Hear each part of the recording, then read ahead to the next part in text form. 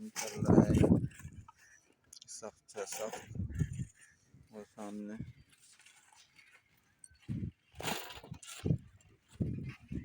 लोग ऑफलोडिंग कर रहे हैं।